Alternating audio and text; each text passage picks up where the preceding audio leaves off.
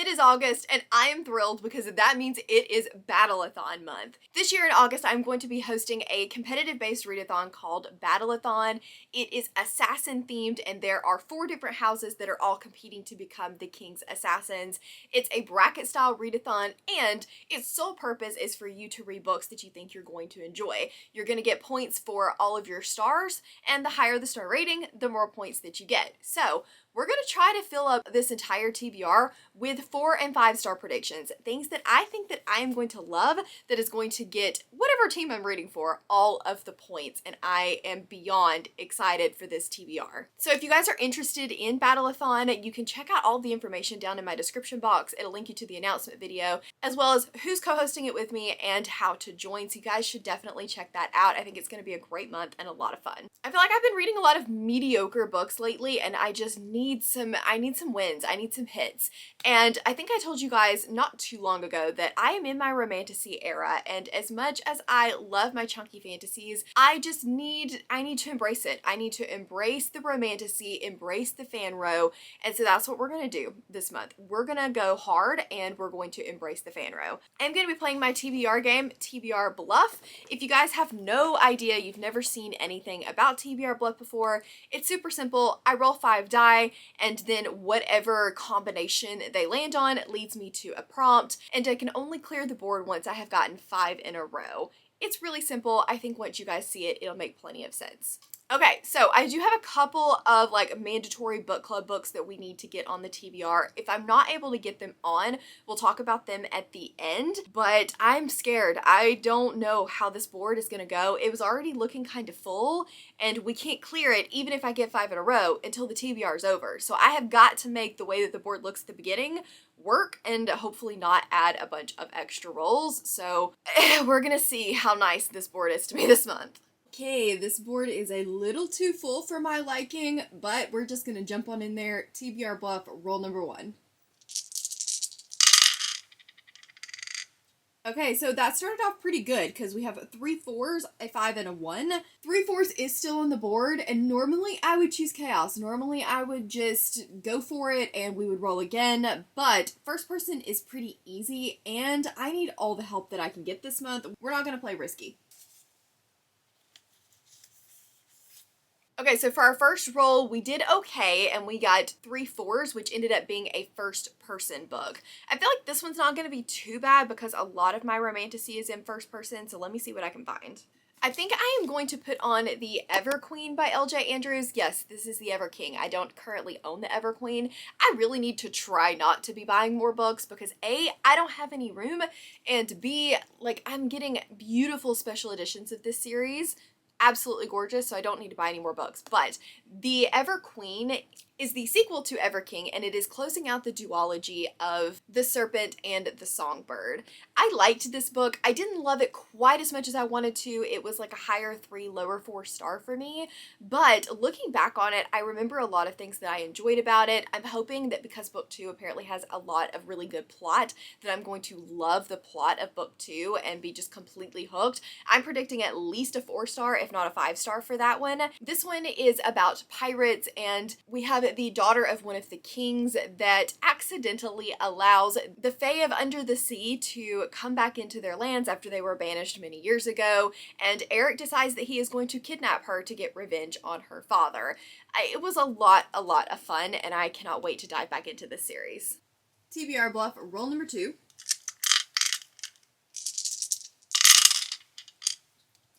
That got us 2 1s, a 5, a 6, and a 2. 2 1s is not, 2 1s is on the board, but it's out of my comfort zone, and I'm wanting to get all of the 5 stars. I don't want to read out of my comfort zone next month. I want to read everything I think I'm gonna like. So do I take back everything that I just said and roll again, even though there's clearly one on the board that will work? Yes. So that ended up with 3 1s. So there's 3 1s, a 3, and a 4. 3 1s is a little bit better and it's blurbed, but I am reading a lot of indie next month. So do I want to go with blurbed, or is that also too risky? I feel like that's probably also a little bit too risky. Am I really gonna roll this last one and risk having nothing? I think my helper says that I should.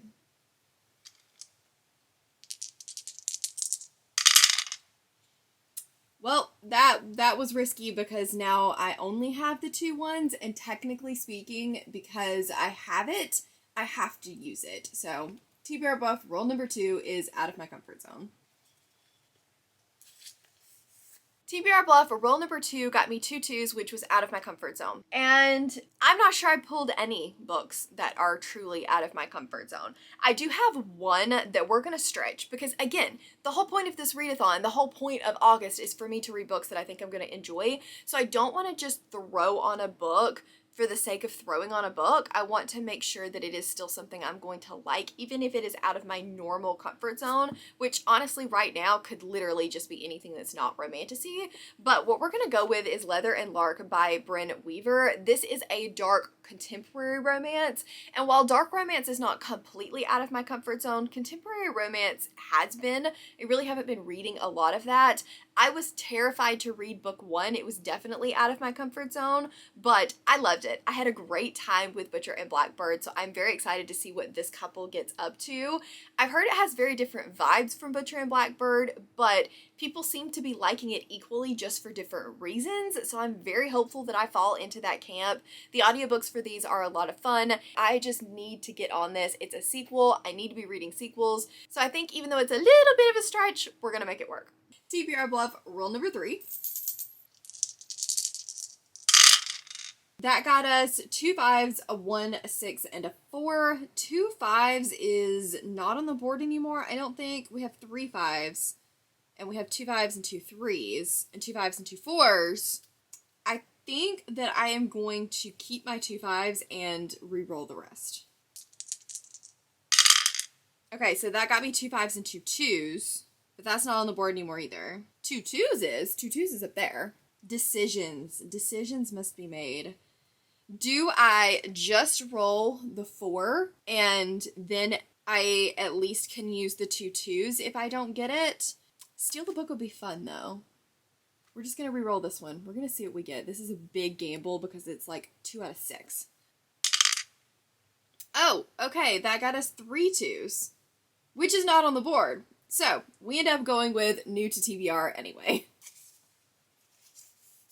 Next up, we got 2 2s, which was new to TBR, and this one is awesome because I have a giant stack of Romantasy that I have literally just bought sitting beside me. The newest to my TBR, technically it can be anything new, but the newest to my TBR is currently not yet in my mailbox. So we're gonna go with my Patreon buddy read for the month of August, and that is A Throne of Shadows by Tassanja Odette. I have heard a lot of good things about this author in particular. I actually have a special edition of To Carve a Heart, which I believe is by her. But I've heard a lot of good things, and everyone seems to be really excited to read this. It says that it's a feisty outlaw, a conniving prince, and a war of magic and shadows. You know how I love me a feisty main character, so I'm really hoping that this has some great banter in it, and I'm excited to read it with everybody and discuss it probably sometime in September. TBR Bluff, roll number 4. 2 5s, a 4, and 2 1s. This is not what we needed. We're just gonna re-roll the whole thing. I don't want to make decisions. That was a really bad idea. That gave me nothing. Okay, one more roll. So that gave me 2 6s, a 4, a 3, and a 5. 2 6s, I don't think... Oh, it is. 2 6s is a 5-star prediction. That is perfect for a Battleathon. My gamble paid off. Then we had the 2 6s, which gave me a 5-star prediction, and I'm thrilled that this came up. I have a couple because I just did a 5-star predictions video. If you guys have not seen that yet and you want to check it out, I will leave it up here for you. But there were a couple of different options. Ash and Feather by S.M. Gaither is one that I am highly anticipating. I also... could do Ember in the Ashes. I don't know why, but this just feels like a 5-star prediction. This feels like something that I should love, and why I haven't read it yet, is beyond me. People are screaming, shouting, and throwing this book at me in order to get me to read it. So I think that maybe August is the time. Maybe this is the time that I read like a booktube darling that somehow I have managed not read yet. I know this is a desert setting. It is a young adult fantasy, but as young adult fantasies typically do, I think it has a pretty heavy romantic plot line. I think it has good banter, and it's time. It's time for me to read this. However, we still cannot clear this stinking board. Here's the problem, is I need this to be a TBR vet or a non-Western setting in order to clear the board, but I want neither of those prompts. Wait. 1, 2, 3, 4. No. If I do free space, I can also clear the board. Yeah, I don't want any of the prompts that clear the board. Okay, we're gonna wing it, see what happens. Okay, so that gave me 2 6s and 2 5s, which I think we've already said is not on the board anymore. I actually think I'm going to keep the 5s and reroll the 6s. I like the 5s prompts better. 2 5s and 2 2s. Is that on the board? No! One more time. 2 5s and 2 6s. Again, the board hates me. The board really, really hates me. So, for TBR Bluff for roll number 5, the only option that we have is free space and not clearing the board. So I'm already dreading September's TBR. Okay, so that is the end result of TBR Bluff for the month of August. I really wish it had been a little bit nicer to me considering I need a bunch of 5-star reads and I really wanted to clear this board. But one more time, in order to clear the board, I can do it with the non-Western setting.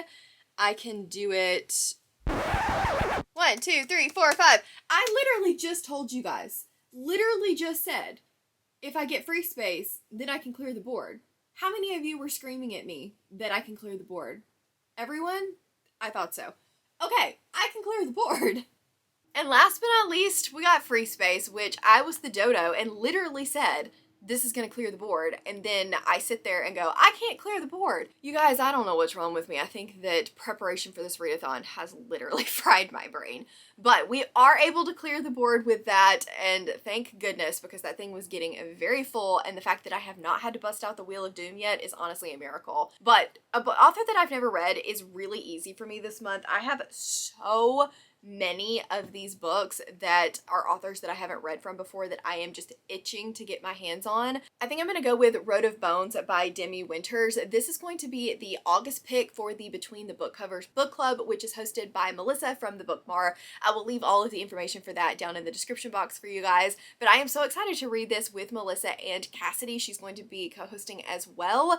I've heard amazing things about this book. I think that it is a Viking-inspired story. It says a woman on the run, a crew of Viking mercenaries, a forbidden romance, and the secret which threatens them all. Forbidden romance? You had me sold. I'm in. Okay, so that is my official TBR. Let me just quickly, very, very quickly run you guys through a couple of other books that I'm going to have my eye on. I am going to be doing a series of weekly vlogs for Battleathon where you will be able to find out the standings each week, so be sure that you are checking those out. But each week is going to have a little bit of a different theme that is still centered around getting me some books that I'm going to enjoy. So one of them is the Gilded Crown. I think I'm going to be putting this on because it has death magic. I think that is a really intriguing thing to include. It is a romantasy, so this is going to be going on the list because of its tropes. Then we have City of Mirth and Malice, which I cannot believe that I have not picked up yet. I'm really trying to hold out for the audiobook because I loved the audiobook of book 1. It was a super high 4-star for me. I did have a couple of issues with the pacing, but overall, I cannot stop recommending the series enough so far. So I'm absolutely going to be doing this during my week of sequels. A Crown of Light and Shadows. This one has a Fae Academy, which you guys know that I love a school setting, so we're going to be adding this in because of that trope. Fate and Furies by Helen Shure. I'm hoping that it will be this one, but if not, it'll be book 2. I definitely need to continue on in this series. Wilder, Man Bun, Say No More. Lady of Starfire. I desperately need to continue this series, and if I finish this series, then Reign of Shadow and Endings is also going to be high up on the list. Castle of Never and Nightmares. This stunning edition. I just am desperate to read. It is a wide shoes, which scares me a little bit, but it's like so highly anticipated for me. And When Gods Fall, this one has a sibling dynamic in it, and then at the bottom it says, if you crave strong heroines, elemental magic, ancient Greek and Roman influences, tortured heroes, and a heart-wrenching romance, you'll love this. That sounds like me. Yeah, we gotta pick this up. Okay, so that is my overly ambitious, very terrifying, but very exciting TBR for the month of August. Let me know if you guys are going to be joining in Battleathon. If you are, what team are you planning to be on? If you don't plan to participate in Battleathon, totally fine. Just let me know what you're going to be reading in the month of August down below, and leave me a moon emoji for When Gods Fall. I'm gonna leave the announcement video for Battleathon here in case you want to check it out, and here I'm going to leave you guys the playlist of my previous TBR videos in case you want to know more about how those work. As always, links to my Patreon, Instagram, Twitter, and Goodreads are all down below. Please give this video a big thumbs up if you liked it, and I will see you guys next time. Bye!